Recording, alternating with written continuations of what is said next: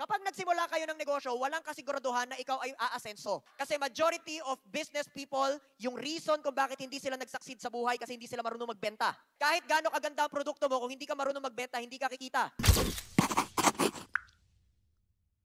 Statistically, did you know that 20% of the world's richest, majority of business owners that have succeeded, yung mga nagtagumpay, yung mga talagang they made it in life, ng mga negosyante, mga entrepreneur at mga business owner, ang kanilang main background ay sales.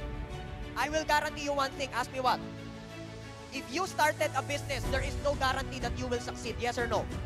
But if you started in sales, there is a much higher chances that you will succeed in business. Kapag nagsimula kayo ng negosyo, walang kasiguraduhan na ikaw ay aasenso. Ask me why? Kasi majority of business people, yung reason kung bakit hindi sila nagsucceed sa buhay kasi hindi sila marunong magbenta. Kahit gaano kaganda ang produkto mo, kung hindi ka marunong magbenta, hindi ka kikita. The lifeblood of all businesses is